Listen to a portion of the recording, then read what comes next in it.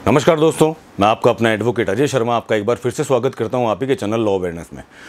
दोस्तों, जब भी हम लोग कोई प्रॉपर्टी को बेचते हैं और मान लीजिए हमारे साथ में किसी तरह की धोखाधड़ी हो गई, तो हम लोग बेसिकली ये सोच करके चुप हो जाते हैं कि यार ठीक है, प्रॉपर्टी तो बिकी गई, अब क्या होगा, अब कोई भी कार्रवाई करने से होगा क्या, वापस कुछ आना जाना तो है नहीं। लेकिन दोस्तों, अगर इस तरह की प्रॉब्लम आपको फेस करने को मिल रही है या फिर आप इस बारे में जानना चाहते हैं कि अगर इस तरह का कोई भी सीन आपके साथ में हो जाता है तो आपको क्या करना चाहिए या इस बारे में किस तरह से आप अवेयर हों, तो आज का ये वीडियो इसी टॉपिक पे है। मैं आज आपको ये बताऊंगा कि अगर इस तरह की किसी भी तरह की धोखाधड़ी आपके साथ में या आपके जानने वाले किसी के साथ में हुई है तो आप क्या करें ताकि आपको वो संपत्ति वापस से मिल जाए। तो चलिए दोस्तों, शुरू करते हैं आज का वीडियो।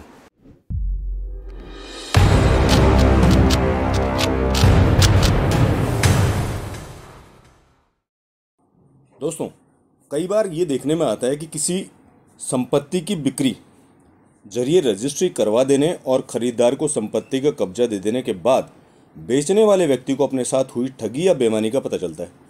ये ठगी बकाया विक्रय राशि की अदायगी के संबंध में या किसी ऐसे तथ्य को छिपाने के संबंध में हो सकती है जिसका पता संपत्ति को बेचने से पहले अगर चल जाता तो उस खरीदार व्यक्ति को वह संपत्ति नहीं बेची जाती।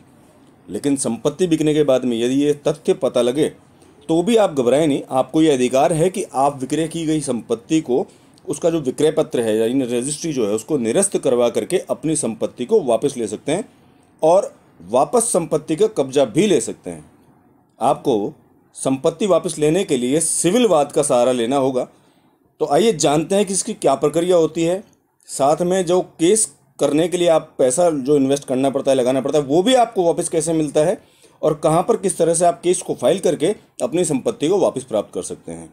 दोस्तों, इसके लिए आपको उस कोर्ट में सिविल दावा करना है जहां पर विक्रय की गई संपत्ति स्थित है, यानी उस कोर्ट के क्षेत्राधिकार में ही दावा प्रस्तुत होगा जहां पर विक्रय की जा चुकी संपत्ति स्थित है। और दोस्तों, जिस केस के द्वारा आपको ये संपत्ति वापस मिलेगी वो केस विक्रय पत्र को निरस्त करने का होगा। यानी विक्रय पत्र जो है, निरस्तीकरण का दावा आप क्षेत्राधिकार वाले कोर्ट में प्रस्तुत करेंगे।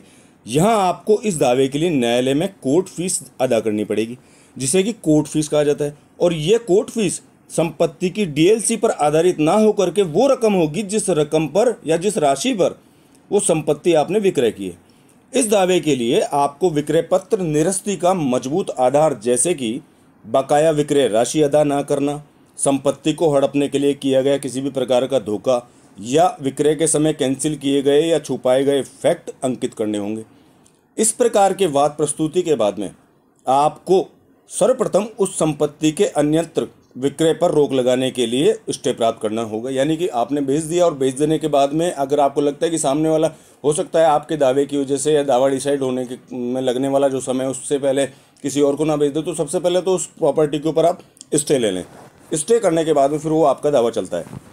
उसके बाद में दोस्तों क्या होता है कि विक्रय शुदा संपत्ति, जब आपने स्टे ले लिया तो विक्रय शुदा संपत्ति कहीं और ट्रांसफ़र नहीं की जा सकेगी।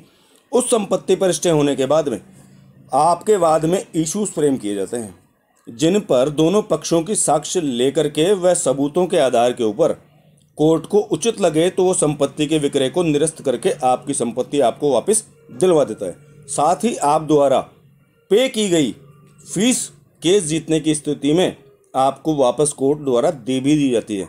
आप धोखे के कारण परेशान ना हो।